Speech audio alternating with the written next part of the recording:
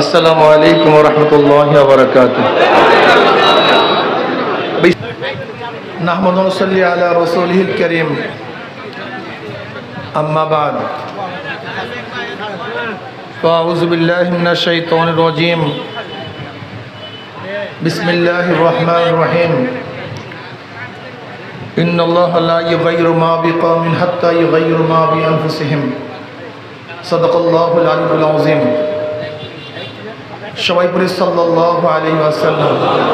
ভাই কমান, এতক্ষণ ঠিক ছিল, আবার বাড়ালেন কেন? হ্যাঁ, ভালোই তো ছিল, আর কমান।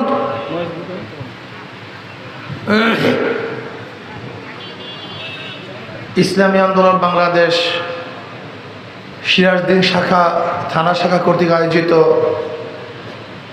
আজকে গণসমাবেশের সম্মানিত সভাপতি সেরে তাজ ওলামায়ে কেরাম, সর্বস্তরে ইসলাম প্রেমিক দেশপ্রিয় ভাইয়ের আমার, ইসলামী আন্দোলন বাংলাদেশ কি ও কেন এ সম্পর্কে আমরা অনেকেই জানি না। ইসলামী আন্দোলন বাংলাদেশ মনে করে শুধু দেশ, দল এবং নেতা পরিবর্তনের মাধ্যমেই দেশে শান্তি আসতে পারে না, যতক্ষণ পর্যন্ত নীতি আদর্শ পরিবর্তন না হবে। আপনারা জানেন, এই যে জমিনিতে আপনারা আছেন, এই ভূখণ্ড 4 বার স্বাধীন হয়েছে। এক সময় ব্রিটিশদের থেকে আমরা স্বাধীন করেছিলাম, সেই স্বাধীনতার নেতৃত্ব দিয়েছিলাম মুসলমানরা। ব্রিটিশদের বিরুদ্ধে আন্দোলনের সূচনা করেছিল মুসলমান। সেই সূচনা হয়েছিল 1803 ঈসাই সালে। 1803 ঈসাই সালে যখন দিল্লি দখল করেছিল ব্রিটিশ জাফরের থেকে, সেই বছরই শাহ আব্দুল আজিজ সাহেব রহমতুল্লাহ আলাইহি ঘোষণা দিয়েছিলেন, আজকের থেকে পাক ভারত উপমহাদেশ দারুল ইসলাম না দারুল হরব। ব্রিটিশদের বিরুদ্ধে আন্দোলন করা প্রত্যেকটা মুসলমানদের জন্য ফরজ।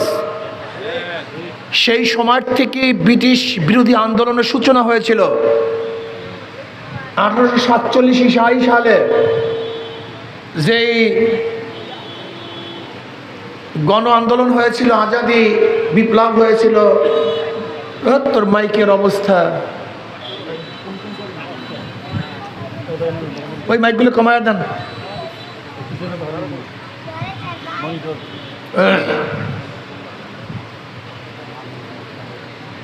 সেই সময় আজাদি আন্দোলন হয়েছিল 1847-57 ঈসাই সালে। তার নেতৃত্ব প্রদান করেছিল মুসলমানরাই।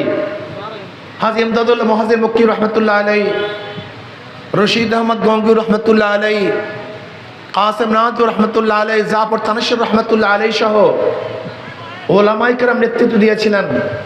আমাদের অনেক মুসলমানের ইতিহাস জানা নেই, অনেকেই জানি না মুসলমানদের ভূমিকা কী ছিল। আপনারা জানেন, ব্রিটিশ হটাও আন্দোলনে শুধু আলেমদেরকে হত্যা করা হয়েছিল 80,000 আলেমদেরকে হত্যা করা হয়েছিল। চাকরি চর থেকে শুরু করে খায়বার পর্যন্ত এমন কোনো গাছ ছিল না, এই গাছের মধ্যে একজন আলেমকে ফাঁসিতে ঝুলানো হয় নাই। এত রক্তের বিনিময় মানুষ ব্রিটিশ বিরোধী আন্দোলন করেছিল, এদের স্বাধীন করেছিল। ভাবছিলাম শান্তি পাবো, মুক্তি পাবো, কিন্তু দেখি যে হিন্দুরা, সংখ্যাগরিষ্ঠ হিন্দুরা মুসলমানদের সাথে বৈষম্য করে, তাদের অধিকার প্রতিষ্ঠিত করে না। এর জন্য মুসলমানরাই আন্দোলন করেছিল যে মুসলমানদের জন্য আলাদা ভূখণ্ডের প্রয়োজন, আলাদা দেশের প্রয়োজন। সেই মুসলমানদের আন্দোলনের ভিত্তিতেই স্বাধীন হয়েছিল পাকিস্তান। আমরা ভারত থেকে আলাদা হয়ে স্বাধীন হয়েছিলাম। এই পাকিস্তানের নেতৃত্ব দিয়েছিল কারা? জোরে বলেন, সবাই বলেন না কেন ভাই? কারা? মুসলমান। মনে রাখতে হবে, 47-এ দেশ ভাগ ভৌগোলিক কারণে নয়, ঋতুর কারণে নয়, ভাষার কারণে নয়। দেশ ভাগ হয়েছিল একমাত্র সংখ্যাগরিষ্ঠ মুসলমানের কারণে। কাজে মনে রাখতে হবে, দেশ মুসলমানদের অধিকার সবার। এই দেশ কাদের অধিকার? দেশ মুসলমানদের অধিকার সবার। কারণ আমরাই দেশ গঠন করেছিলাম, আমরাই দেশ স্বাধীন করেছিলাম, মুসলমানদের জন্যই দেশ স্বাধীন হয়েছিল। যেরকম ঢাকা ইউনিভার্সিটি প্রতিষ্ঠিত করেছে নওয়াব সলিমুল্লাহ, মুসলমান, পড়ার অধিকার সবার। বাজার করেছে আমি, বাজার করার অধিকার সবার। রাস্তা করেছে আমি, হাঁটার অধিকার সবার। এই দেশ মুসলমানদের অধিকার সবার। আবার আমরা কি দেখলাম? পশ্চিম পাকিস্তানিরা আমাদের সাথে বৈষম্য করে, আমাদের অধিকার ফিরিয়ে দেয় না। আবার তাদের বিরুদ্ধে আন্দোলন করে আমরা 71-এ স্বাধীন একটা বাংলাদেশ করেছি। এবার ভেবেছিলাম বৈষম্য থাকবে না, মানুষের অধিকার প্রতিষ্ঠিত হবে, সাম্য, মানবিক মর্যাদা, সামাজিক ন্যায় বিচারের ভিত্তিতেই 71-এ স্বাধীন হয়েছিল দেশ। কিন্তু আজকে 53 বছরে সামাজিক ন্যায় বিচার প্রতিষ্ঠিত হয় নাই, সাম্যতা প্রতিষ্ঠিত হয় নাই, মানবিক মর্যাদা কোনো মানব সন্তান পায় নাই। এর জন্য আবারও 2024 5ই আগস্ট বৈষম্য বিরোধী আন্দোলন করে মানুষ স্বৈরাচার ফ্যাসিস্ট সরকারকে দেশ থেকে তাড়িয়ে দিয়েছে। সে পালাতে বাধ্য হয়েছে। কেন? মানুষজন শান্তি পায়, মানুষ মুক্তি পায়, অধিকার ফিরে পায়। চাঁদাবাজি থাকবে না, খুন থাকবে না, লুট থাকবে না, জুলুম থাকবে না, অত্যাচার থাকবে না, অবিচার থাকবে না, মিথ্যা মামলা হবে না। কিন্তু আমরা কি দেখলাম? 5ই আগস্টের পরে আবারও সে সন্ত্রাসী দল, জালেমের দল, লুটেরাদের দল, ডাকাতদের দল, চাঁদাবাজের দল আবারও বাংলাদেশে লুটপাট, দখলদারি শুরু করেছে, আবারও জুলুম অত্যাচার শুরু করেছে। আমরা কি দেখলাম? আওয়ামী লীগ যেরকম মিথ্যা মামলা দিয়েছে, আজকেও বহুত মানুষের নামে মিথ্যা মামলা দেওয়া হচ্ছে। আমরা কি দেখেছিলাম? আওয়ামী লীগের আমলে, অবৈধ সরকারের আমলে তারা মিথ্যা মামলা দিয়ে লক্ষ লক্ষ কোটি কোটি টাকা মানুষের থেকে হাতিয়ে নিয়েছে। আজকে একই চিত্র, বিভিন্ন মানুষের নামে কেস দিয়ে তাদের থেকেও টাকা হাতাবার চক্রান্ত করতেছে। যদি এখনো বৈষম্য থাকে, জুলুম থাকে, অত্যাচার থাকে, অবিচার থাকে, তাহলে এই স্বাধীনতা আন্দোলনে আমরা রক্ত দিলাম কেন? জীবন দিলাম কেন? আমাদের জীবনের মায়া ত্যাগ করে রাজপথে ঝাঁপিয়ে পড়ছিলাম কেন? অনেকেই তো পড়তে পারে নাই। আমরা রাজপথে ঝাঁপিয়ে পড়ছিলাম মানুষের অধিকারকে ফিরিয়ে দেওয়ার জন্য, মানুষের বৈষম্য দূর করার জন্য। কুলি, মজদুর, জেলে, তাঁতি, ঋষি, কামার, চামার, শ্রমিক, পুরুষ, মহিলা, গরিব, দুঃখী, যে যেখানেই থাকবে না কেন, পুরুষ, মহিলা, মুসলমান, হিন্দু, খ্রিস্টান, বৌদ্ধ, প্রত্যেকটা মানুষের অধিকারকে ফিরিয়ে দেওয়ার জন্যই রাজপথে ঝাঁপিয়ে পড়ছিলাম জীবনের মায়া ত্যাগ করে। কিন্তু আজকেও যদি সেই বৈষম্য চলে, আজকেও মানুষের জুলুম চলে, অত্যাচার চলে, অবিচার চলে, তাহলে আমাদের আন্দোলন সাকসেস হয় নাই। আবার আন্দোলন হতে হবে, আবার আমাদের আন্দোলন করতে হবে। সেই আন্দোলন হবে জালেমদের বিরুদ্ধে আন্দোলন, ডাকাতদের বিরুদ্ধে আন্দোলন, চাঁদাবাজের বিরুদ্ধে আন্দোলন। এবার আন্দোলন হবে রক্তের আন্দোলন নয়, সেই আন্দোলন হবে ব্যালটের আন্দোলন। যত জনগণ আছেন সমস্ত জনগণকে ঐক্য হতে হবে, সমস্ত জনগণকে ঐক্য হতে হবে। আগামী নির্বাচনে যেই দলের মধ্যে, যেই গোষ্ঠীর মধ্যে, যেই নেতার মধ্যে জুলুম থাকবে, অত্যাচার থাকবে, অবিচার থাকবে, যেই দলের মধ্যে গুন্ডা থাকবে, চাঁদাবাজ থাকবে, খুনি থাকবে, ওই দলকে বয়কট করতে হবে। ওই দলকে বয়কট করতে হবে জনগণ। আমি সংক্ষিপ্ত ইতিহাস বলতেছি। আমরা বারবার রক্ত দিয়েছি, বারবার আন্দোলন করেছি, বারবার আমরা সংগ্রাম করেছি, কিন্তু সে মানুষের ভাগ্যের পরিবর্তন করতে পারি না। এর কারণটা কোথায়? কারণ বুঝতে হবে। একজনের নাম এ, একজনের নাম বি, একজনের নাম সি। এও চোর, বিও চোর, সিও চোর। ক্ষমতা আসে এ, সে কি করবে? হটাও এ, বসাও বি, সে কি করবে? হটাও বি, বসাও সি, সে কি করবে? কারণটা কি? দলের পরিবর্তন হয়েছে, নেতার পরিবর্তন হয়েছে, আদর্শ নীতির পরিবর্তন হয় নাই। ওসির পরিবর্তন হয়, ঘুষের পরিবর্তন হয় না কেন? এসপি পরিবর্তন হয়, দুর্নীতির পরিবর্তন হয় না কেন? ডিসি পরিবর্তন হয়, কিন্তু জুলুম অত্যাচারের পরিবর্তন হয় না কেন? শুধু নেতা এবং দল পরিবর্তনের মাধ্যমে দেশে কোনোদিন শান্তি আসতে পারে না, যতদিন পর্যন্ত নীতি ও আদর্শ পরিবর্তন না হবে। মাদার গাছ লাগিয়ে আমের আশা করা যায় না, চোরের মাধ্যমে চুরি বন্ধ করা যায় না, ডাকাতের মাধ্যমে ডাকাতি বন্ধ করা যায় না, জালেমের মাধ্যমে জুলুম বন্ধ করা যায় না, খুনির মাধ্যমে খুন বন্ধ করা যায় না, দখলবাজের মাধ্যমে দখলদারি বন্ধ করা যায় না। যতক্ষণ পর্যন্ত নীতিবান আদর্শবান লোক ক্ষমতায় না আসবে, ততদিনই মানুষ রক্ত দিবে, জীবন দিবে, কিন্তু মানুষের ভাগ্যের পরিবর্তন হবে না।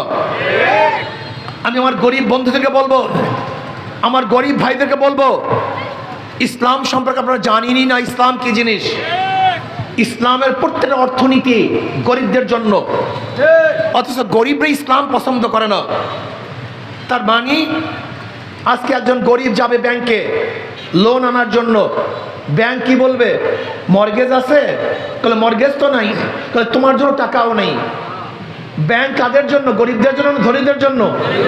খুব ভালো মতো বুঝবেন, বর্তমান অর্থনীতির অবস্থা ভালো মতো বুঝবেন। ব্যাংক কাকে টাকা দিবে? যার আগেই টাকা আছে, তাকেই টাকা দিয়েছে, তা আগের থেকেই ধনী। ব্যাংক তাকে দ্বিতীয়বার ধনী বানিয়েছে, দ্বিতীয় বোনাস। আবার এই বড়লোক যে লোন নিয়েছিল তারই ঋণ মাফ হয়, তারই সুদ মাফ হয়। তা আমি বড়লোককে কয়বার বোনাস দিলাম? 4 বার। আগের থেকে টাকার মালিক 1 বোনাস, ব্যাংক তাকে টাকা দিছে 2 বোনাস, তার সুদ মাফ হয়েছে 3 বোনাস, তার ঋণ মাফ হয়েছে 4 বোনাস। আর গরিবের পেটের মধ্যে 5টা লাথি। আগে থেকে টাকা ছিল না 1 লাথি, ব্যাংক তাকে দেয় নাই 2 লাথি, তার ঋণ মাফ হয় নাই 3 লাথি, তার সুদ মাফ হয় নাই 4 লাথি।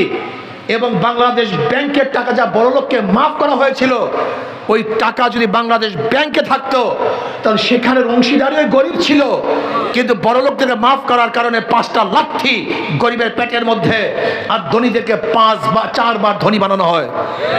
তার মানে বর্তমান অর্থনৈতিক ব্যবস্থা যদি বাংলাদেশে চলতে থাকে, কিয়ামত পর্যন্ত ধনী ধনী হবে আর গরিব গরিব হবে।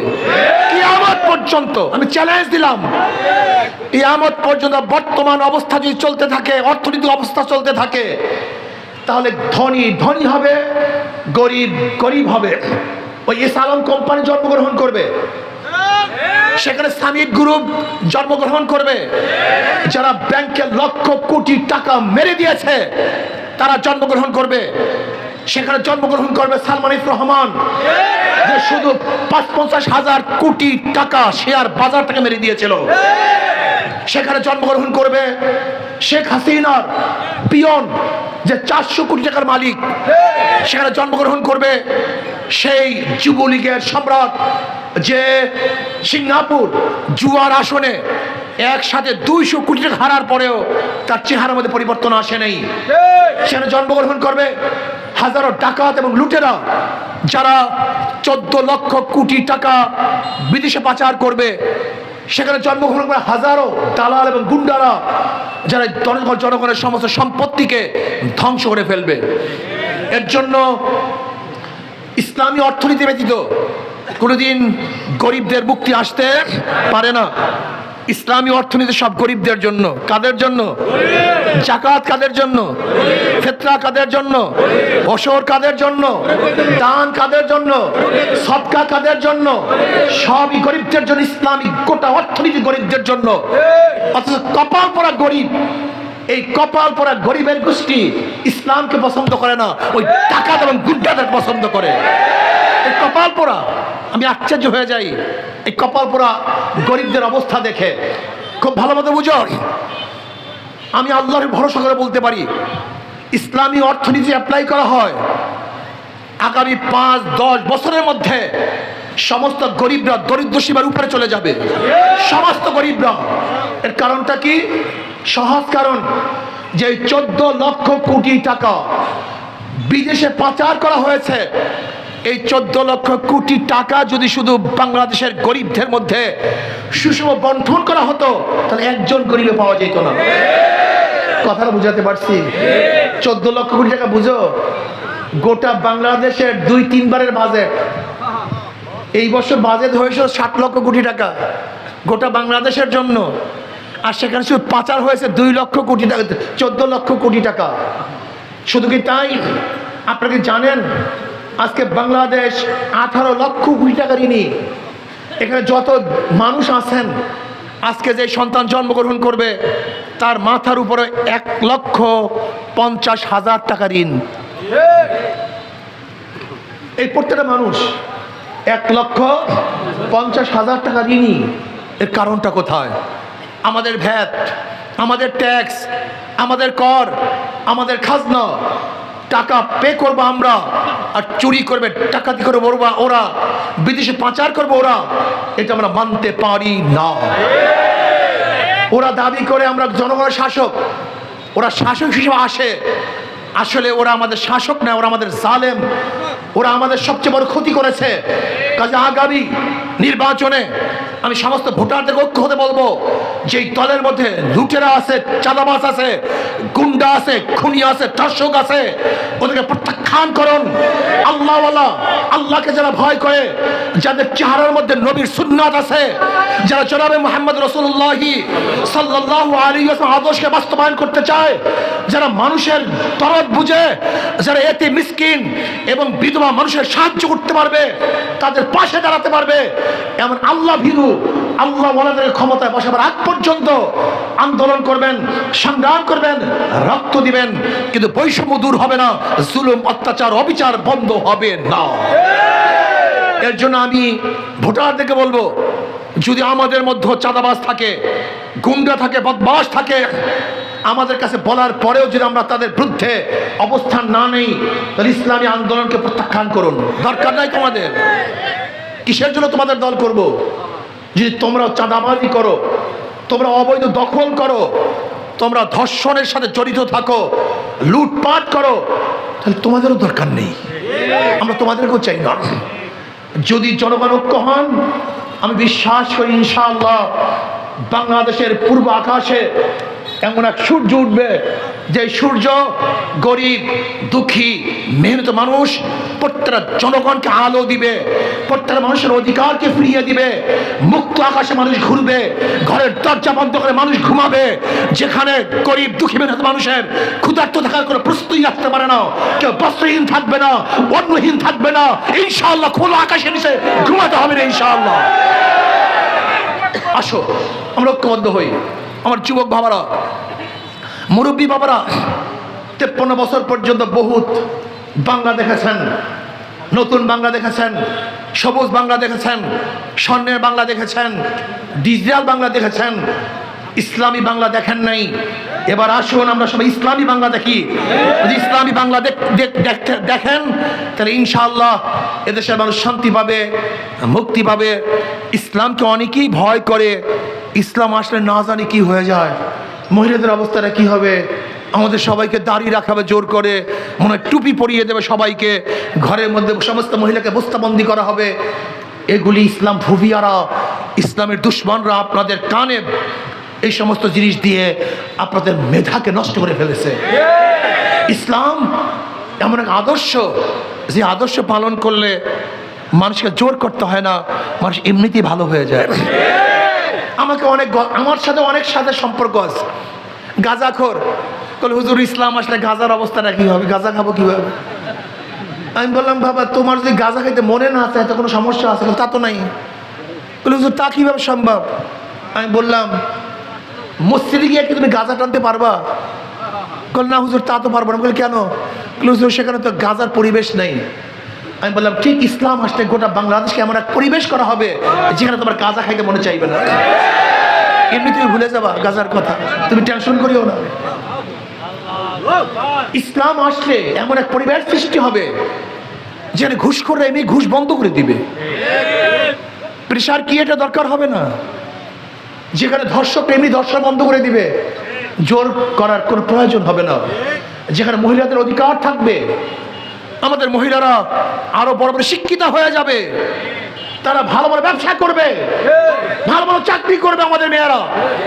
বিশ্বাস হয় না? আম্মাজান খাদিজাতুল কুবরা রাদিয়াল্লাহু আনহার ব্যবসার মাধ্যমেই আমার নবী আলাইহিস সালাতু ওয়াস সালাম প্রথম ব্যবসা শুরু করেছেন। আম্মাজান আয়েশা সিদ্দিকা রাদিয়াল্লাহু আনহাকে বাদ দিয়ে গোটা দুনিয়ার কোনো মৌলবী বলতে পারবে না যে আমি আলেম হইছি। আলেম হতে গেলে আম্মাজান আয়েশাকে উস্তাদ মানতেই হবে। কি কথা ঠিক না? আপনাকে জানেন ইসলামী জগতে মহিলাদের অবদান কি? এক কাতেব, এক লেখক একটা বই লিখছেন যার মধ্যে 30,000 মহিলাদেরকে নিয়ে আসছেন মুহাদ্দিসা। কত হাজার? 30,000 মুহাদ্দিসা 30,000। মহিলাদের অধিকার প্রতিষ্ঠিত হবে, তারা সুখে থাকবে, শান্তিতে থাকবে, ভালো থাকবে। আসুন ইসলামকে প্রতিষ্ঠিত করি, তাহলে ইনশাআল্লাহ এদেশের মানুষ বৈষম্য শিকার হবে না, আমরা সবাই একাকার হয়ে যাব। আগামী দিনে সবাইকে ইসলামের পতাকা ঐক্যবদ্ধ হওয়ার দাওয়াত দিয়ে অনুরোধ রেখে আজকে বক্তৃতা শেষ করতে চাই। আসুন, এই যে আমাদের আতিক সাহেব, আপনারা ভাবছেন বিশাল মৌলবী, কথা ঠিক না? উনি কিন্তু অনার্স মাস্টার্স, মনে হয় যেন বিশাল তোলাবা, বিশাল আলেম। আমি বিশ্বাস করি একজন ছাত্র লিডার, একজন জনপ্রতিনিধি, এরকম লোক যদি সংসদে যায় তাহলে আশা করি সংসদটা জান্নাতের বাগিচা হয়ে যাবে। সেখান থেকে মদের গন্ধ আসবে না, সিগারেটের ঘ্রাণ আসবে না, কোনো ধর্ষক সেখানে বক্তৃতা করবে না। কাজে আসুন আমরা সম্মিলিতভাবে হাত পাকাকে বিজয় করি। আল্লাহ এই দেশকে, এই মানবতাকে মুক্তি দান করুন। আমার জন্য দোয়া চাই, আমিও দোয়া করি। আল্লাহুম্মা আমিন। রব্বানা যালামনা আনফুসানা ওয়া ইল্লাম তাগফির লানা ওয়া তারহামনা লানাকুনান্না মিনাল খাসিরিন। আল্লাহ আপনার জমিনে আপনার হুকুম